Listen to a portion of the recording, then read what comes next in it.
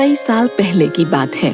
नदी किनारे बसा एक छोटा सा राज्य था, रूपनगर। रूपनगर का राजा महेंद्र सिंह बहुत ही मूर्ख राजा थे और वहीं पर उसका मंत्री बहुत समझदार और बुद्धिमान था। राजा ने अपने राज्य में कई बार मूर्खता से भरे निर्णय लिए, लेकिन हर बार उनका मंत्री अपनी सूझबूझ से उनको सुलझा लिया करता था। एक दिन शाम के समय राजा और मंत्री दोनों नदी किनारे टहलते हुए शाम का आनंद ले रहे थे। तभी राजा ने मंत्री से एक सवाल पूछा। मंत्री जी, आप एक बात बताइए, आपको मेरे कार्यकाल में राज्य में सब कुछ खुशहाल प्रतीत होता है कि नहीं? मेरा कहने का तात्पर्य है कि मैं एक अच्छा शासक हूं ना? अरे महाराज, इसमें भला पूछने की क्या जरूरत है? आपके उत्तम शासनकाल के चर्चे तो दूर दूर के राज्यों में भी होते हैं। हाँ, सही कहा, ये बात तो है। मेरे साथ रहकर अब तुम भी समझदार हो रहे हो। हाँ, बस आपकी कृपा है महाराज। उसके बाद राजा मंत्री से एक और सवाल करता है। क्या तुम बता सकते हो कि ये नदी किस दिशा में और कहां तक बहकर जाती है? मंत्री ने राजा को तुरंत जवाब देते हुए कहा, ये नदी पूर्व की दिशा में बहती है और ये पूरब देश तक जाती है। इस पर राजा ने कहा, हमारी नदी का पानी पूरब देश के लोग क्यों इस्तेमाल करें? नहीं नहीं, ऐसा नहीं होना चाहिए। मुझे कुछ करना होगा। हम नहीं चाहते कि हमारे देश का पानी पूरब के देशवासी इस्तेमाल करें। नदी का पानी रोकने के लिए दीवार खड़ी करने का काम तुरंत शुरू किया जाए। तभी मंत्री ने राजा से कहा, महाराज, ऐसा करने पर हमारा ही नुकसान होगा। लगता है मैंने महाराज की कुछ ज्यादा ही तारीफ कर दी। राजा ने गुस्से में कहा, पानी हमारा है और पूरब देश वाले मुफ्त में इसका इस्तेमाल कर रहे हैं, और तुम बोल रहे हो कि हमारा नुकसान होगा। इसमें हमारा कुछ नुकसान नहीं होगा। तुम जल्दी से जल्दी नदी में दीवार बनवाने का काम शुरू कराओ। क्या बुद्धू राजा मिला है हमें, इसका कुछ नहीं हो सकता। मंत्री राजा की आज्ञा का पालन करते हुए कारीगरों को बुलाता है और नदी के पास दीवार बनवाने का काम शुरू करवा देता है।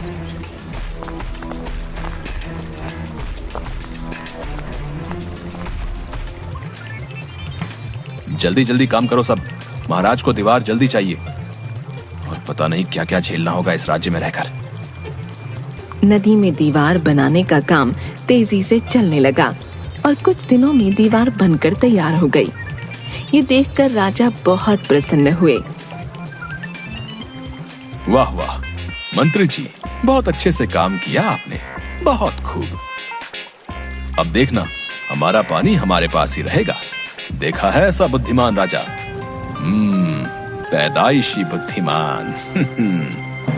हे भगवान, ऐसा बुद्धिमान राजा किसी राज्य को मत देना।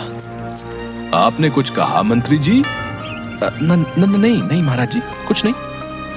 परंतु उनकी मूर्खता के कारण कुछ दिन बाद जब बारिश का मौसम दस्तक देता है तो नदी का पानी पूरे गांव में भरने लगता है। धीरे धीरे पानी लोगों के घरों में घुसना शुरू हो जाता है, जिसकी वजह से नगर में बाढ़ जैसे हालात पैदा हो गए। किसानों की फसलें बर्बाद हो गईं। सब नगरवासी परेशान और डरे हुए थे। अरे भाइयों, इस मूर्ख राजा की वजह से ये बरसात का पानी अब हमारे घरों में घुस रहा है भैया। हाँ भाइयों, अगर जल्द ही इसका समाधान ना हुआ तो हम बड़ी मुसीबत में आ जाएंगे। इस बार की सारी फसल बर्बाद कर दी इस बाढ़ ने। अब अपनी परेशानी लेकर किसके पास जाएं? हमें तो राजा भी ऐसा मिला है जो खुद मुसीबत बुला कर ला रहा है।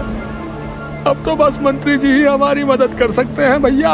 हम सबको उन्हीं के पास चलना चाहिए। हाँ, इससे परेशान होकर सारे नगरवासी एकत्रित होकर मंत्री के पास आते हैं।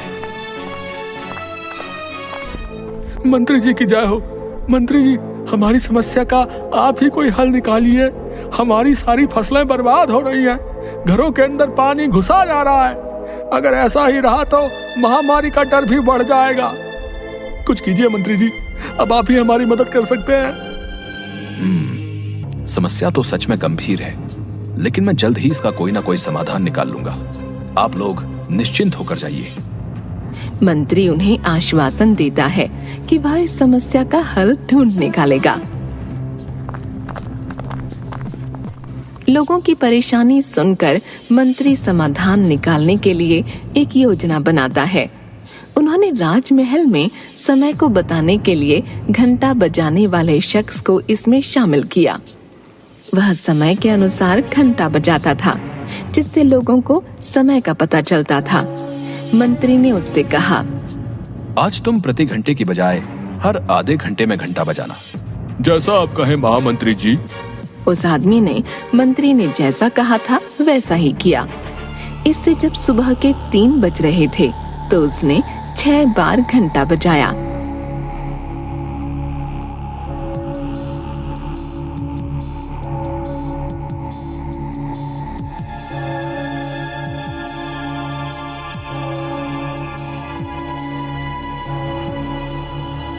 छह घंटे सुनकर राजा और सभी नगरवासियों को लगा कि 6 बज गए हैं और सुबह हो गई है। राजा उठकर बाहर आता है तो वहाँ मंत्री पहले से मौजूद होता है। बाहर अंधेरा देखकर राजा मंत्री से पूछता है, अभी तक सूर्योदय क्यों नहीं हुआ है? राजा के सवाल का जवाब देते हुए मंत्री ने कहा, महाराज, प्रातः काल हो चुकी है, पर हमने पूर्व दिशा वालों के यहाँ पानी को जाने से रोक दिया है, तो शायद इसलिए उन्होंने हमारे यहाँ सूर्य की रोशनी को आने से रोक दिया है। इसलिए सूर्य उदय तो हुआ है, पर हमारे देश तक रोशनी नहीं पहुंची है।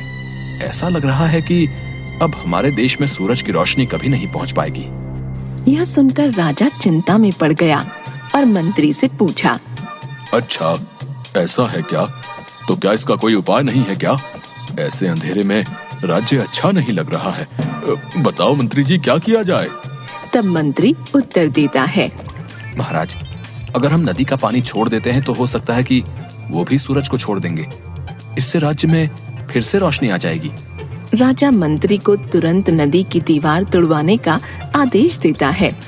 अरे, अगर ऐसा है तो तोड़ दो दीवार को, हैं? पूरा बासी भी क्या याद करेंगे? किस दिलदार राजा से पाला पड़ा है। छोड़ दो नदी का पानी। वाह महाराज, क्या दिमाग है आपका, कमाल है। मैं अभी दीवार तोड़वाने का आदेश देता हूँ। मंत्री कारीगरों को नदी पर ले जाकर उन्हें दीवार तोड़ने के लिए कहता है।